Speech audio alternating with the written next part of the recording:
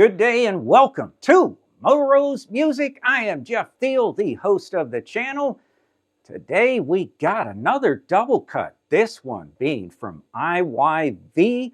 This is the ILJR 200 or the IYV Les Paul Jr. 200. I'm guessing the 200 stands for double cut maybe. And this may remind you of another double cut I got, the Westcreek DC. This is a great guitar. It is also a heavy guitar compared to this featherweight. This thing is 5.5 pounds, 5.86 to be precise, 5 pounds, 0.8, or excuse me, 5 pounds, 8.6 ounces. And this is this awesome yellow color. Love it. It's not like a TV yellow. It's got the P90, of course, the wraparound bridge. Now, and let's see, take a look at the headstock there. Yeah, not too bad. They took away the Vietnamese writing right here. I would kind of like that. I've had other IYVs and they've all seemed to have that there, but no matter. This is made of basswood. Pretty much the whole thing. Now, as I've said before, when on Amazon you see body material, front body material, so forth, that usually means it's made of a composite. That's what I've come to find. When I take them apart, and I'll show some pictures here, this seems to be the top is solid wood, as well as the back, as far as I can tell. It's a little hard. And the center portion is definitely a composite of basswood. And you can kind of tell, you're not really probably going to be able to see it here. Maybe I'll get some close-ups. But you can see where there's been some body work done to it. If you've ever been in and around a body shop, I ran one for a few years. And this definitely has the look that it's been molded into shape. Oh God, what's his name? I'll put it somewhere in here. I'll think of it. I subscribes to his channel. Dude with long black hair. He did one on, damn, it's a great one. Rosewood, a rosewood Strat style from, who is it? Firefly. And he was talking about the composite they do, and they kind of mold it into, I guess, like a template or something, and it gets shaped. This definitely has solid wood on the top. I'm guessing the bottom too, and then it seems to be a composite in the middle. Again, I will have pictures. I probably already posted them. Now, it also says that the fingerboard materials, basswood, you know, it's possible that basswood is generally, I believe, a light kind of wood, not dark like this rosewood looking here. So perhaps they stained the basswood.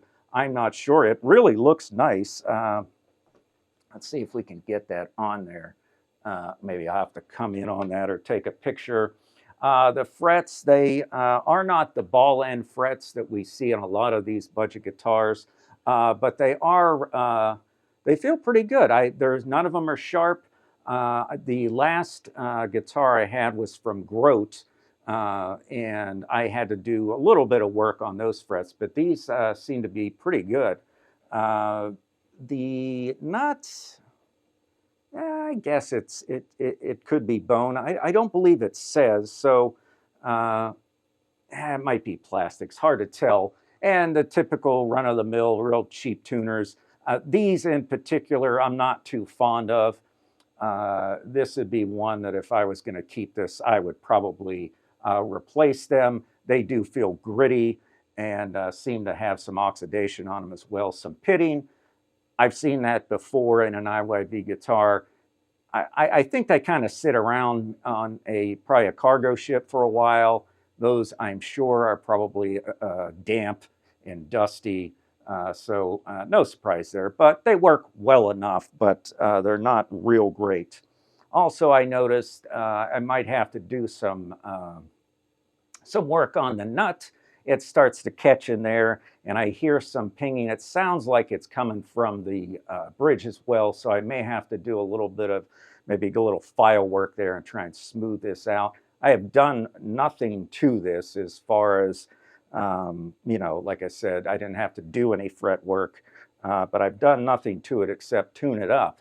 So let's go ahead. I'll make sure this is tuned up. I'm going to cut here, and then we're going to hear what this thing sounds like next. All right, we are back. I got this plugged into my Silverface Deluxe Reverb. That is meant to emulate, well, not emulate, it's a Fender tube amp, and it's a remake of the Deluxe Reverb from 1968.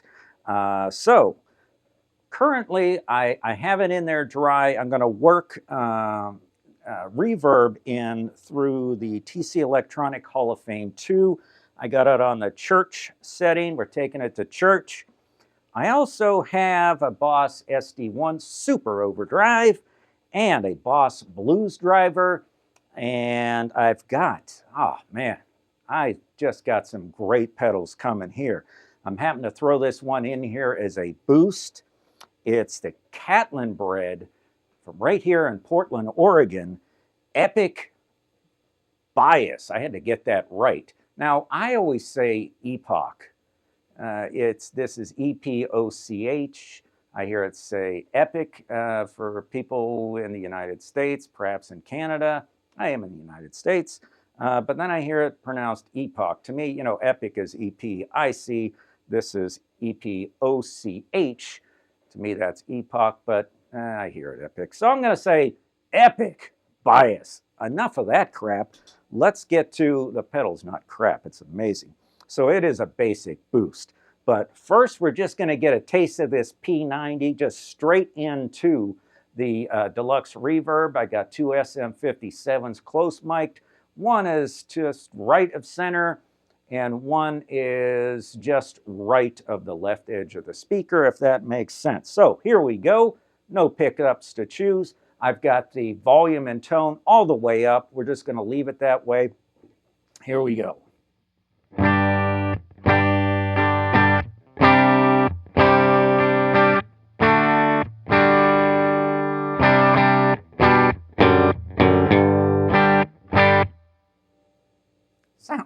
Sounds good. I did not say how this is $138 when I bought it. I think it still is. I'll put the price somewhere down here of what it is currently selling. Now these kind of go in and out of stock. I had to wait for a little bit for this to come in. I had it in my list for a while. There's another guitar maker. It's like WGD or something to that effect. I can't remember, but it looks just like this.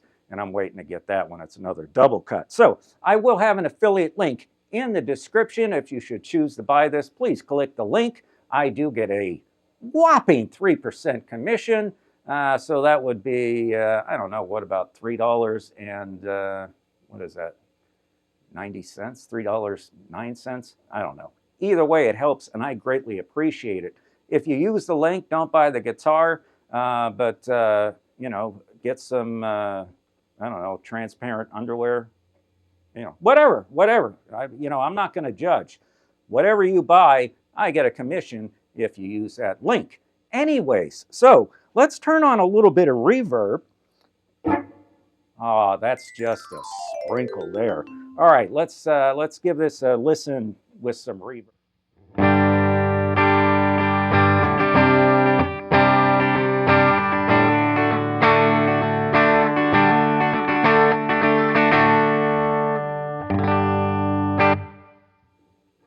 Nice. It sounds good. So let's make it sound a little better by boosting it. Let's do that. The Epic Bias by Catlin Bred, Portland, Oregon.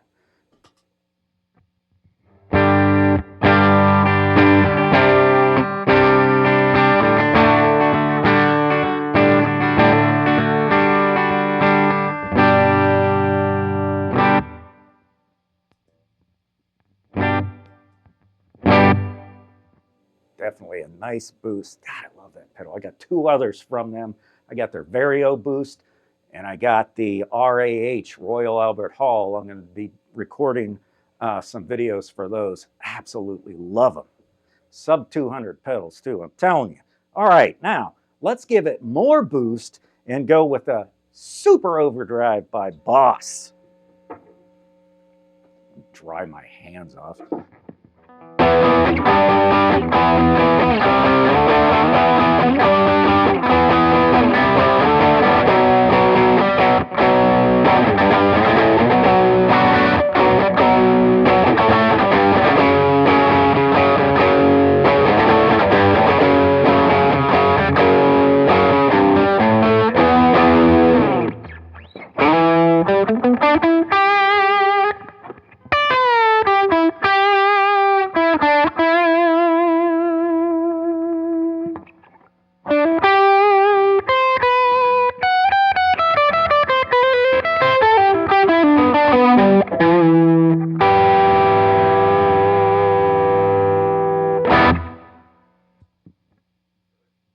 Can't go wrong with the Super Overdrive.